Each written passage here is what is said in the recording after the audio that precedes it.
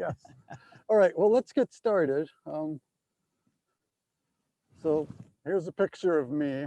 I am from Northern New England Conference. I'm an area coordinator here, and I work extensively with the North American Division's Honors Wiki, and maybe you've heard of that. I hope you have. Chances are their leaders for sure have, because chances are they've used the answer keys that you've created to help them earn and learn other honors.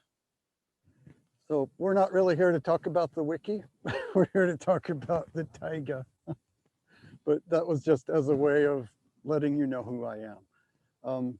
So there are worksheets to download and to print out. I hope you've already done that. If not, get a blank piece of paper and start taking notes on that, and then you'll transfer them to your worksheet when it's over. So first question is, what are the characteristics of a taiga? And I am very close to the taiga. As Mark said, I am probably 50 kilometers from the taiga. And I do go there often as I can, and I camp there. And it's not very different from here, but this technically is not taiga because we have a lot of oaks and maples here, and they have less of that in the taiga. So the taiga is, I've got it here on the screen. I just need to move my thing around where I can see it. It's a subarctic biome found in the northern parts of the world. Now, what is interesting is you think that the Earth is symmetrical and that whatever you have north of the equator, maybe you have that south of the equator, but that's not true. There is no taiga in the southern hemisphere. Let's talk a little bit more about what makes a taiga and why this isn't one. Number one, and that's why I'm not in the taiga, it is dominated by cone-bearing trees and cold hardy fauna. So fauna is, no, it should, yes, fauna, that's the animals. It does get very cold in the taiga. It gets cold where I'm at too. But cone-bearing trees, some people call them softwoods. Some people call them pines, but a pine tree is a type of a cone-bearing tree. There are many others, and we'll get into that a little more detail later. It does get very cold here, and it is actually the largest terrestrial biome on Earth, covering 29% of the land mass. So that's kind of a surprise. But if you think of what is the biggest country in the world, does anyone know?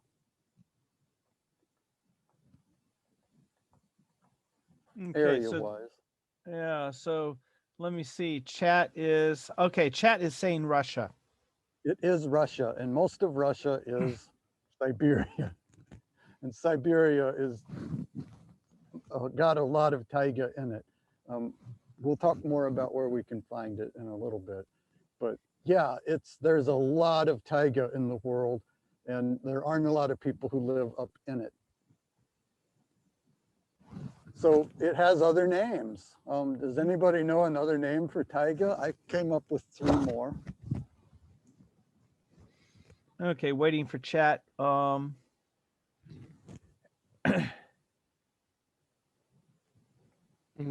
answers on Facebook as well, so you might need to. I guess we just don't know. Please inform us. All right, the boreal forest, that's one of them. Snow forest, that is another word for taiga, or not, it's another name for taiga. It's more than one word, and all of these are. And also North Woods. Here in the United States, there's a television show, I don't know if you guys have it in the UK, called North Woods Law, where they follow fish and game officials around through the taiga here in the United States. So if you've ever heard of Northwoods Law, Northwoods means the taiga. There you go. So what 2 countries contain most of the taiga? We've already talked about one of them. Another one that chat already has said was Canada. Canada was mentioned. Canada is mostly taiga. If you look at the map here I have of the world, we've got Canada over here, and almost all of it is taiga. We'll talk about what's north of it and what's south of it in a minute. But look at Siberia, and all the way into Finland and Sweden and Norway. And if you look really close right here, it's kind of hard to see because it's so tiny compared to Siberia, but there's a little green patch right there in the north of Scotland. So you guys actually have some taiga in the UK, which I find exciting.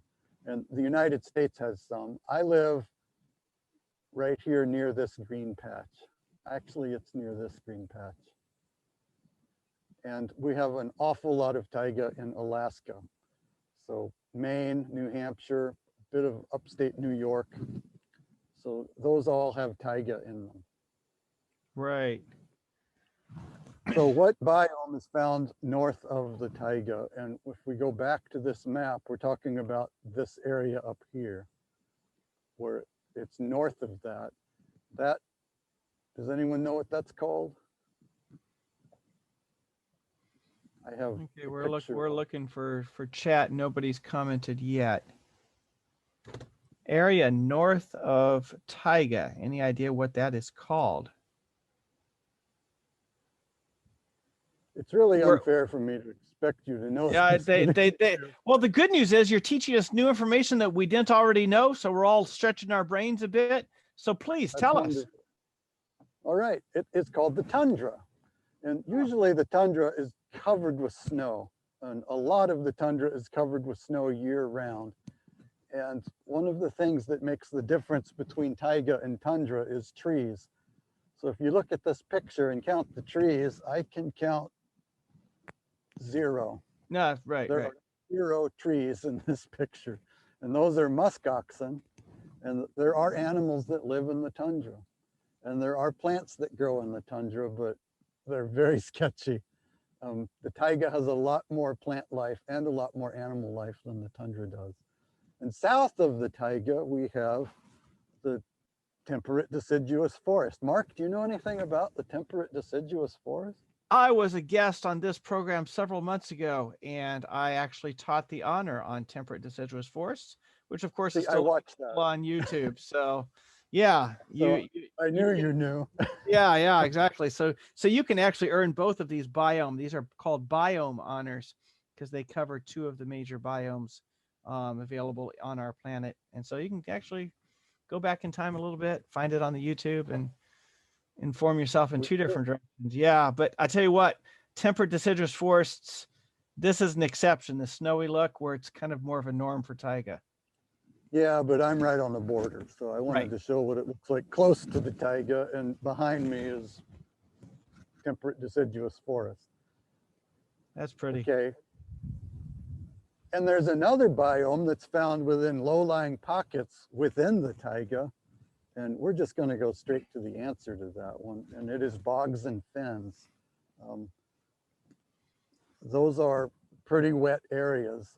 If you ever take a look at a map of Canada that shows water, and you look at all of that landmass that's in the northern part of Canada, like 80% of it, it's just dotted with water. And a lot of those are bogs and fens. There is just so much water and lakes and bogs and fens. It just boggles the mind. Sorry, couldn't help it. Romeo's asking, is that like a swamp or is it different from a swamp? Do you know? It is like a swamp, but it is also different from a swamp. The swamps usually have a lot of fresh inflow of water, and they can also have salt water in them, or I guess those are marshes. But a bog, water flows in, but water does not flow out, which makes the nutrients mix very different. And you can learn a lot more about bogs and fens by earning the Bogs and Fens honor. Yeah. Which is pretty related to this one. It is. I've enjoyed bogs and fens because there are some times where the bog has so many layers of moss that you can actually walk out on the bog. There's so much of a support. It's so thick, the peat moss and all of that, that you can walk out over the water and you're like bouncing. It's kind of like being on one of those bouncy houses. Unless you do it in the taiga in the winter, in which case it is frozen solid and you can just walk across. And believe it or not, it is way easier to travel through that territory in the winter than it is in the summer. In the summer, this is like a breeding ground for mosquitoes, and they just come down in clouds, and it can get pretty miserable. There's another insect here called black flies, which just, we call them the defenders of the Great White North, There we because go. if it weren't for them, they would have brought city all the way up to here. So Wow. they're very unpleasant. So bogs and fens are kind of a sub-biome here within the Yep. taiga. And then you've told us what tundra north and temperate deciduous forest south. Wow. God has some variety going on. He does. So now we're going to talk about permafrost. What is that and where is it found? I'm going to guess, since nobody else is guessing, that it's found in the taiga. There is some in the taiga. There's a lot more of it in the tundra. But permafrost is a condition where the ground doesn't thaw. It remains frozen year round. Now the Wow. upper layers of the soil may thaw, but you go down a little ways into the dirt and it is solid ice.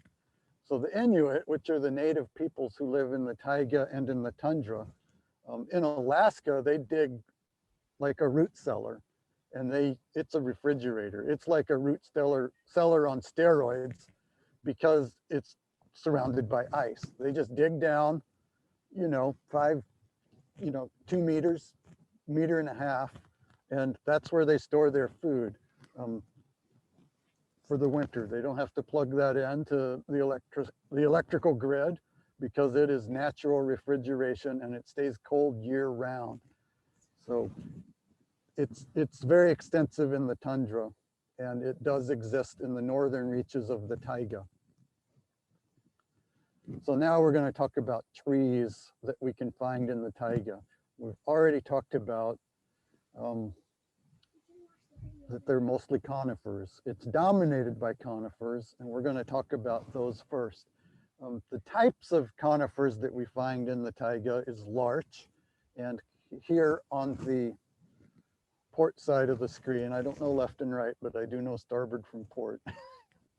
It's a long story. So on the left side of the screen, we show a larch, and there it is in its fall splendor. And what is unusual about the larch is it is a needle-bearing, cone-bearing tree that drops its leaves in the fall. And wow. So it's a deciduous style leaf drop. Conifer. It is Conifer. a deciduous conifer, which just seems like a contradiction. But That's like a platypus. It's like the platypus of the tree family. it is. It is. Oh my it does goodness. not lay eggs, but it does lay cones. So this is the green branches of larch. It's also called the tamarack. And here it is in the fall, getting ready to drop those needles. They turn a gorgeous golden yellow. And there are a lot of spruces in the taiga, and that's really the one tree that dominates most. Okay. I've shown here a white spruce. There are different types of spruces. There are dozens of kinds of spruces, and also pines. Now I have a leaf. I don't know if you can see this or not, because the lighting's not great, but Well, let's this go is ahead. a white pine. Could we stop sharing so we could see you bigger? Maybe that would work. Yeah, there you go. So this is a white pine branch. I plucked it right off. What's fun about this is you can drop it in boiling water and steep it for 5 minutes, and you have a nice chock full of vitamin C tea. And it's very nutritious, and it's pretty tasty. I have here, this wasn't on my list, but this is a hemlock. And it came off of the tree that you can kind of see right in that area behind me. Okay. So this branch actually came off of that. It's a hemlock. It's closely related to fir, F-I-R, and the fir has longer needles. They're about twice as long. And I've got one of those up in the front yard. But oh yeah, the sun comes out and lights that up. That's very nice. I don't have any spruce on my property, which is where I am. I'm kind of in my backyard right now. There you go. So we'll go back to trying to share the screen. Sounds good. Well, actually, we're not. I'm going to stick with the camera because I have some other trees, and we'll look at those on the slide in a minute. I've got this. Ooh, what is it? This is a birch tree. It's an American, not birch, beech. This is an American beech tree. It's really easy to get beech and birch confused because they both start with a B and end with CH. But they hold on to their leaves throughout the winter. They'll turn this tan color, and it came off of the tree right here behind me. I see that. Yes, Yeah. right there. So I've got a lot of those. None of them are very big here because this is actually a pretty young forest that I'm in. And so is the American beech part of Taiga or kind of borderline or what? Taiga? Yes, these do show up in Taiga. Okay. But they also show up here, and that's why I'm showing them. And there are European beeches, and those also show up in the Taiga. This is as close as I could come to showing you what it looks like. They look very similar, the European and the American beeches. And they make beech nuts, which are just delicious, but they're not commercially farmed because they're so tiny, and it's so much work to crack them open and eat them, but they're so good. And I have here a chunk of bark that I pulled off of a dead birch tree. It's probably 8 meters that way. Where this so this came is from. paper birch, right? Yeah, that's better. This is a paper birch. There are birches in Norway and in other parts of Europe. So the European taiga has birches also, but not the paper birch. But what we love about this, where I'm from, is this bark is full of a natural oil that is extremely flammable, which is really handy if you're trying to start a fire. This stuff burns when it's wet. Yep. So that's really nice. And it's also a wonderful craft material. So it's equivalent to the heartwood that temperate deciduous have at the very center core of a stump or tree. Yeah, but there it's right there on the outside where it's easy to get to, and yeah, it will blaze even when it's wet. Very cool. Yep. So alders are also very common in the taiga. Now all of these hardwoods that we're looking at are the non-cone bearing trees with broad leaves. I didn't show you the leaves of the alder, but they are less common than the conifers, but they're not uncommon in the taiga.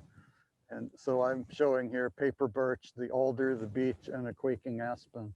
And there are different species within those genuses where you live as well. So here's a question that I think you already know the answer to because we've already talked about it. What coniferous tree in the taiga drops its needles in the fall and grows new ones in the spring? Anyone remember what that was? Oh, let's see what chat says. See how short-term memory works. Pathfinder, do you remember? Starts with a la la la la la la la la la la sound. What do you think?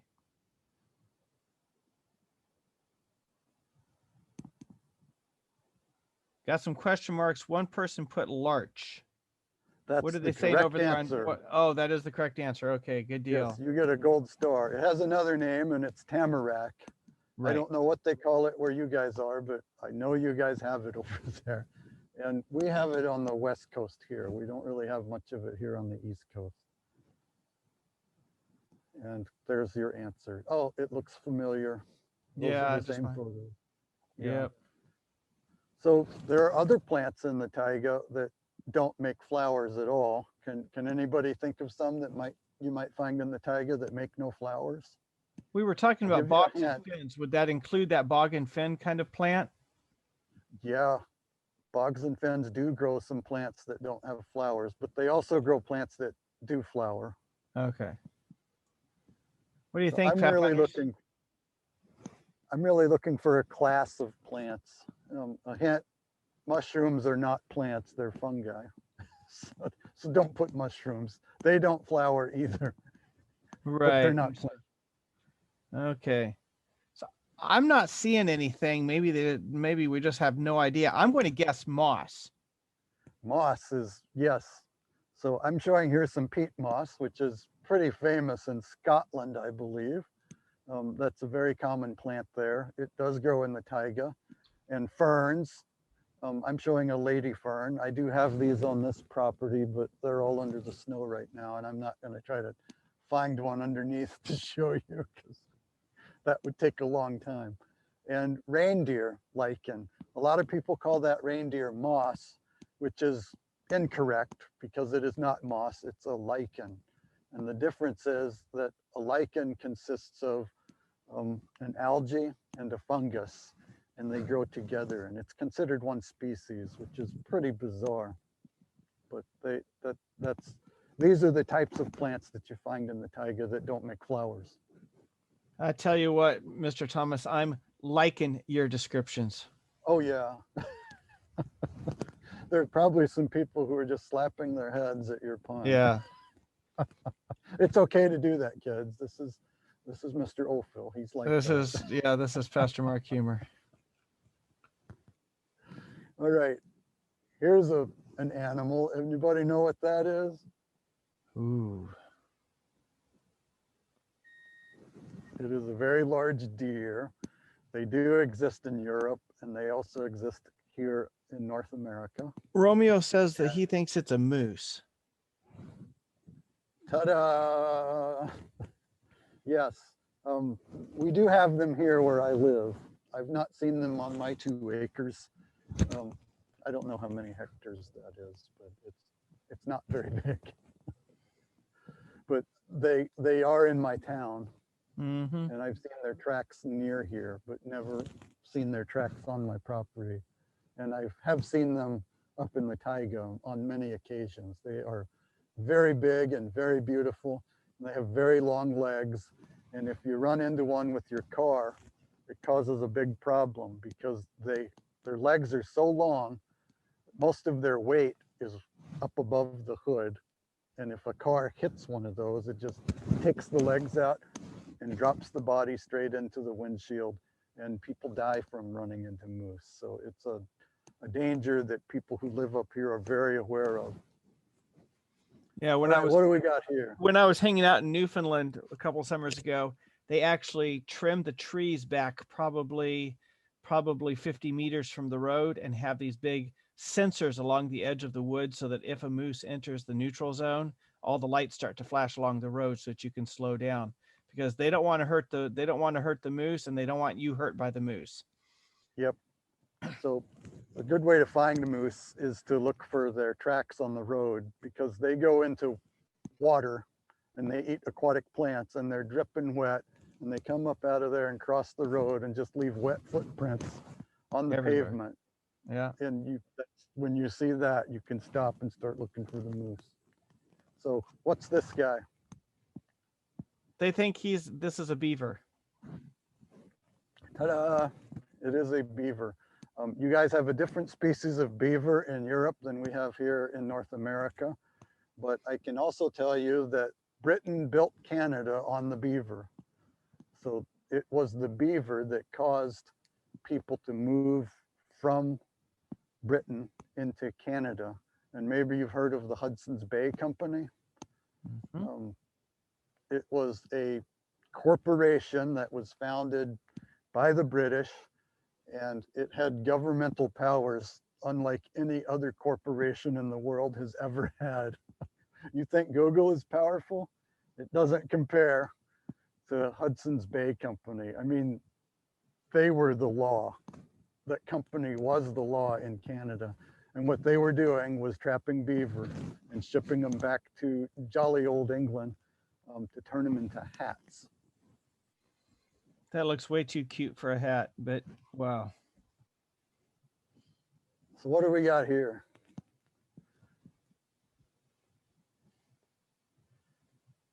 I think it's a hippo, Mr. Thomas.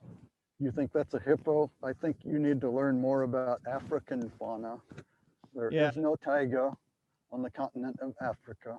Okay, others are saying squirrel. Yeah, this in particular is a red squirrel. So this those is are a pretty. red squirrel like you have in Europe. We have our own red squirrel here in the US, and that's really kind of a dividing line between taiga and temperate deciduous forest, Mm-hmm. because they live in the taiga and they don't live in the temperate deciduous forest. And I have none here on this property, but 50 kilometers to the north, you'll run into these red squirrels and they will scold you. Oh, do they chatter. When you pitch a tent near where they're nesting, they let you know about it, that you're not welcome here.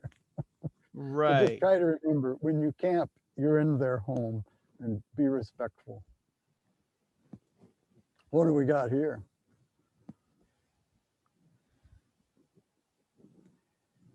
Oh man. That looks like a giraffe. A giraffe has a longer neck. Oh, that's true. That's true. We've already guessed moose, haven't we? Yeah. Yes, moose. Okay. There's one guess here that says bear or black bear. Yeah, I've got a black bear on the right and I've got a brown bear on the left. Both of these live in the taiga, and neither one of them are awake right now. They both hibernate, which is one of the reasons why winter camping in the taiga is safer than summer camping, because when you camp in the taiga, when the bears are awake, you got to hang your food from a tree, and it has to be about 5 feet from the trunk, and it has to be about 10 feet off the ground. And it has to be below the branches by about 5 feet. So if you meet those qualifications, you can safely store your food, and you hang it in a tree, you know, 50 meters from where you're camping, Right. because you don't want to invite them to your tent or your hammock or whatever you're sleeping in. That just does not sound like fun. It is fun. I have been camping when bears visited the campsite, and it was actually in the taiga. There you We go. had our dog with us in a tent, and you know, the rangers, when you get to the campground, they make sure you know how to store food. And of course, I'm a seasoned taiga camper, so I do know how. But I was glad that he was telling people. And some people thought that putting your food away meant put it in the back of your pickup truck. Boy. So they had a bear come in and eat all of their food, because bears don't have any trouble climbing into the back of a pickup truck. That is not a bear-proof container. Right. But yeah, my dog was pretty nervous that night. So Okay. anybody Romeo's guessing that this is a reindeer. It is a reindeer, and it has another name, caribou. They call them reindeers in Europe and mostly up in Norway, Finland, Sweden, and they farm them up there. And they actually farm them over here too. And we don't really have time, but I could tell you about a big rescue operation. Well, maybe I can tell you in about a minute's space. There were a bunch of whaling ships up off the northern coast of Alaska, and the winter came early and froze the ocean, and they were trapped in the ice. And it was about 8 ships. And so they hiked across the ice to a place called Barrow, Alaska, where there was a settlement. But you know, they've got 150 men showing up on this village that didn't have enough food for 150 extra mouths. No my. And so they managed to get a message out to the what is now the Coast Guard. It was called the U.S. Cutter Service back then. And so the Cutter Service formulated a plan where they were going to go to Alaska and buy some herds of reindeer from the people there and drive them along the coast of Alaska, up the west coast of Alaska, around the north coast. And they drove them like 400 miles. Oh my. And they drove a whole herd of reindeer. And so the people were able to not starve to death. So it's an amazing story. That is. What I do we like got real here? I like real stories about reindeer rather than the ones with blinky red noses. Those kind of legend Yeah. stories don't do me any Yeah, good. they can't fly, but they can walk through the tundra. Which is pretty impressive in itself. Yeah, but they do range into the taiga too. But you know, they cross that boundary no problem. What do we got Right. here? Oh man. Huh. Um, well, let's see what they say. I see polar bear. No, I mean polar rabbit. It says polar rabbit, not polar Close. bear, polar rabbit. And just plain rabbit. Those are the answers I'm getting over here. That is a snowshoe hare. Now, what I have here is a traditional set of snowshoes. They're not nearly as effective for me as the shoes that God has given this hare. And So hares aren't the what do same size. snowshoes do? Just to give us a little FYI into what's totally a different honor. But Yeah, what they do is it spreads your weight over a greater area so that you don't sink in as deep. Okay. So that's what they do. And so Because if you- the hare has kind of the ability to spread out its feet, so it's kind of got that same kind of thing going on. It's got huge feet, so it can walk on top of the snow, no problem. I can tell you that snowshoeing is the only activity I could do with my dog where the dog would be more tired when we got home than I was, because she would sink down into the snow and just weasel hop through it. Right. My parents used to live in Upper Peninsula, Michigan, and they would get about 4 meters of snow per winter, and it would never melt. So, you know, they had to plan ahead to dig the troughs and trails and whatever for their pets, because dogs and cats cannot walk in 4 meters of snow. It's exhausting. Yeah, and You know, so when the snow gets up above your knees and even halfway up to your knees, it's just an enormous amount of effort to walk through it. right. Yeah, you can do it. You could go out to the mailbox like that, but if you get stranded and you need to hike out of someplace without snowshoes, it's a deadly situation. It's amazing how the good Lord created animals and plants that were best fitted to live in that environment. Incredible stuff. So let's talk about birds. How are we doing for time? We have 22 minutes left. Okay, I think we're on track then. Yeah. So birds. This is one that's very common in Canada. It's called a Canada jay. It's also called a gray jay, and it's also called a whiskey jack, which doesn't have anything to do with whiskey. It's because there was a Cree word, a First Peoples, I should say, because that's what they call the natives up in Canada. In the United States, they're called Native Americans. In Canada, they're called First Nations or First Peoples. But in their language, they had a word that sounded like whiskey or whiskey jack. But because Americans can't pronounce Cree words, or the British up in Canada couldn't, they called it whiskey jack because those are two English words that they knew. This is a chickadee. You guys don't have them where you live, but I've got them here. They land on my feeder and I see them every day. And they're just very pleasant little birds. They're little tiny birds.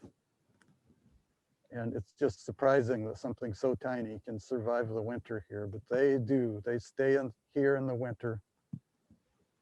And this is a common loon. I have a loon whistle where I can imitate their sound. They do come, there's a pond about a half a mile from my house. And the loons actually do visit that every now and then and occasionally nest there. But this is what they sound like. I've got this whistle. Ooh, let's unshare so we can also see you do this. All right. Do it again. Do it again.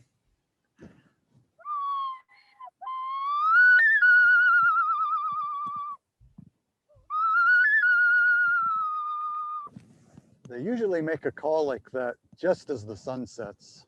And it's kind of spooky sounding, but it's so beautiful to hear them make that sound.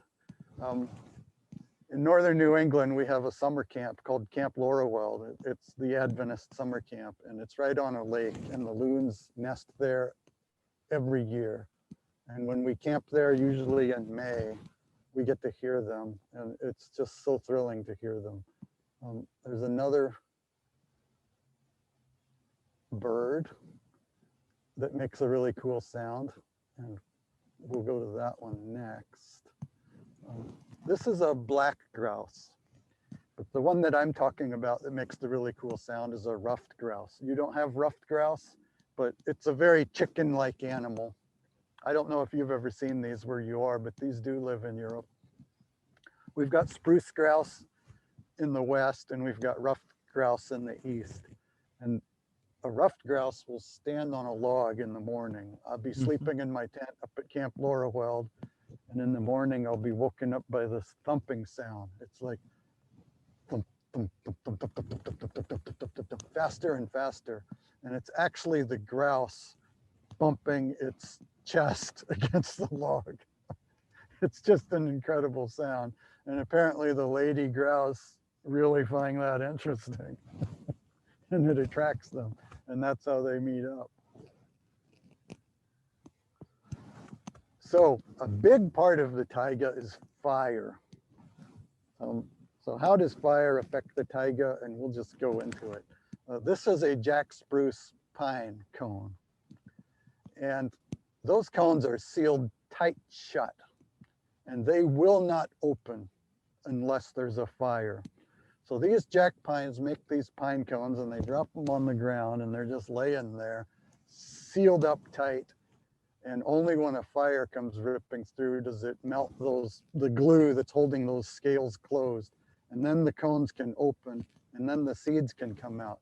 So you don't get new jack pine trees unless there's a fire that runs through. So that's what I have on this picture right here, are those cones, and you can see how tightly sealed they are. Those fires occur about every 70 to 9 years in any given area of the taiga, and it is a natural part of the taiga. As those 70 or 90 years pass after a taiga, you get more and more of what I'm showing down here. This is called blowdown, where you get a tree and it grows up, and then you get this big windstorm and it knocks a bunch of them down. And it just litters the forest floor. And it is very difficult to hike in an area that's full of blowdown. And so these fires that we have in the taiga about every 70 to 90 years, they come and they clean that out. So it is an important part of the ecosystem. So two important resources that are provided to us by the taiga. We'll just go into that. The first one is timber or lumber. So here I'm showing piles of lumber. And up north of here in the taiga, that's where a lot of the hiking trails are now, is based on logging roads, where they would bring in the trucks and the equipment to cut down the trees and to haul them out of the forest and take them to a sawmill. Those are becoming less and less economically viable, and there's a lot of paper mills and timber mills that are going out of business. But that was the heart of the economy in New England for hundreds of years. And the other big one is what's taking over now, and that's recreation. So this is one of my favorite ways to spend my recreation time, is by strapping a couple of these on.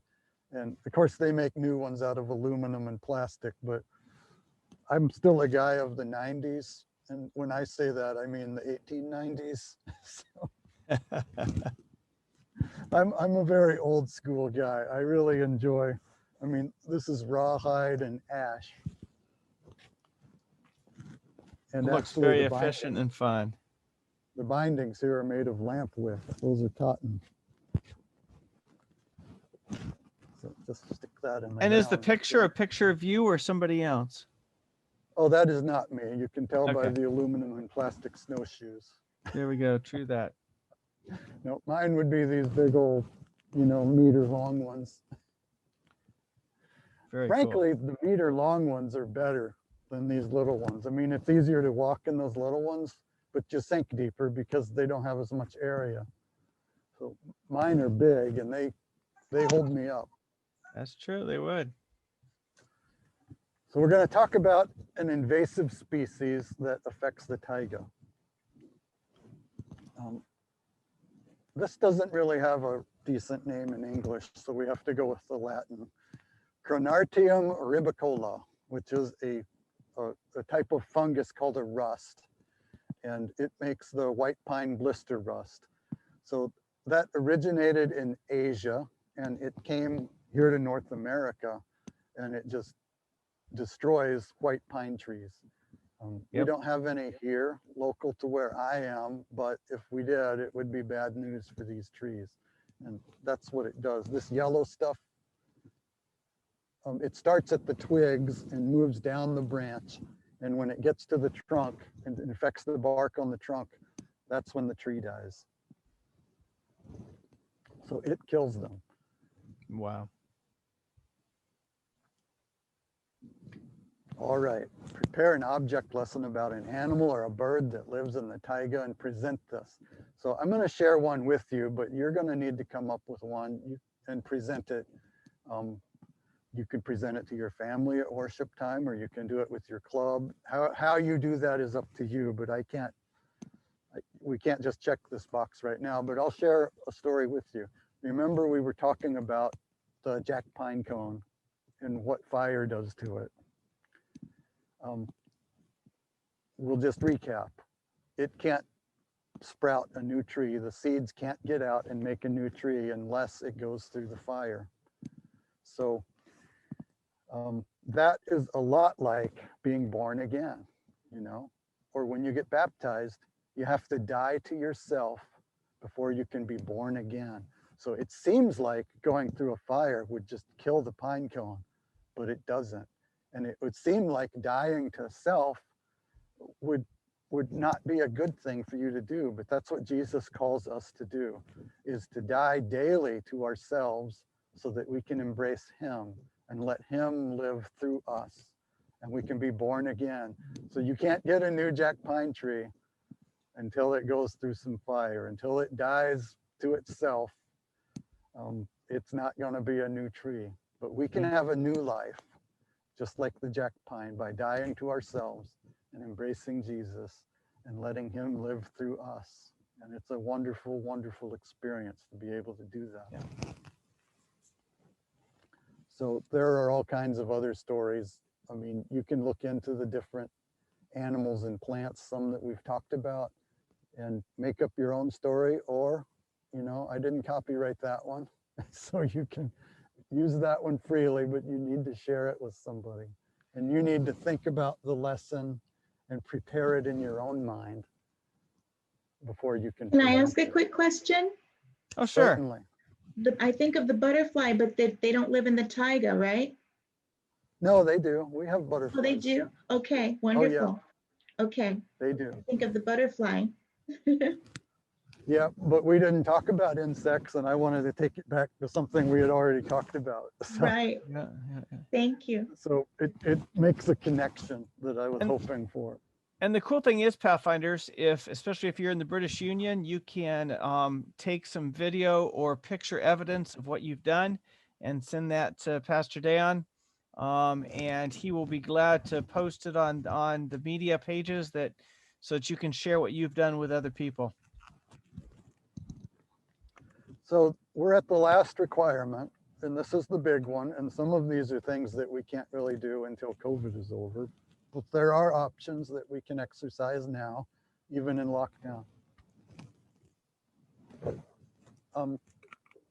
Visit an exhibit or conservatory that shows coniferous tree species, unless you have them in your yard. That's probably not an option for you. But if it is, that's great. You can do that. Make a collection of at least 5 types of coniferous, not carnivorous. That's different. Different. That's what wanted to come out of the mouth. Coniferous tree leaves. So I've got like 3 species here on my property of the needle-bearing trees. I don't know how many you have near you, but that might be an option. If you can do that during lockdown, that's probably a good way to go. Visit a zoo. All the zoos here are closed, so that's not going to happen for a while. Ah, here's the easy one. Watch a DVD or video about the taiga or plants or animals that live in the taiga. YouTube has hundreds of these. So you can find one. I would ask that you find one that's at least 10 minutes long. You don't want to check the box by watching a 1-minute video. That, to me, that doesn't feel like doing your honest part. Yep. Pathfinding includes making sure that we do something that represents truly learning. Yes.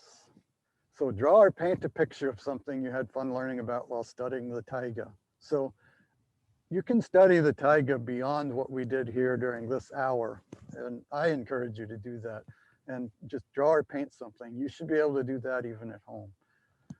Make a short group video about a real-life taiga conservation project and explain why this specific habitat should be saved. You could actually do this. You can't participate in a project like that right now, probably during lockdown. Or go to a lumber store and identify 3 species of trees that grow in the taiga by looking at their grain. I'm a woodworker and I can tell you this is hard. So, and finally, visit the taiga and take pictures of some of the plants and animals. Clearly, that requires some travel. Unless you're part of the Scottish Mission or Northern New England Conference here in the US, or part of the church in Canada, then you just walk outside and with a camera. Or Alaska. Right, or Alaska, and off you go. So if you want to write down this link, this was a pretty decent video made by a man named Ray Mears, who's one of your countrymen. I don't know if you guys know Ray Mears there. We know him here. And he visited Canada and he made this video, and it is about 10 minutes long. We're not going to watch it right now, but we'll have it available for you to write this down someplace. Yeah, bit.ly/3K7. That's the letter O, lowercase a, capital C, capital Q, or qua. So maybe Dan can put this in the comments on the YouTube video. Yep. Just put a link to that in here. It's a good video. I really like Ray Mears. He's an awesome guy. And I am typing it here in the comments. So watching that video is a pretty good way to meet one of these. It's pretty amazing to get some of his knowledge. And then you'll need to have one more because the requirement was to do 2 of these things. And so I recommend either B or E, where you can make a collection of at least 5 types of coniferous tree leaves. If those are available to you, that's a wonderful option. And if it's not available to you, then you can draw or paint a picture. So I believe the rest here is up to you. Oh, thank you so much, Mr. Thomas. You guys can go for the advanced honor. There is a Taiga advanced. It does require a visit to the Taiga, so that might not be on the table right now, but I think we're getting close to the end of COVID and it should be available here pretty soon. There we go. Maybe that's a visit to the Scottish Mission, and then spend some afternoons in some of the wonderful natural areas out there and up there. So I know I'm waiting for the borders to open so I can go visit Canada again. It's been too long. Yeah. So, anyway, thank you so much, Mr. Thomas, for sharing with us. Thank you guys for listening. I have great love for the Taiga, and I wanted to share something as close to the Taiga as I could get. I could have gone up there, but I wouldn't have had Wi-Fi. That would be a problem.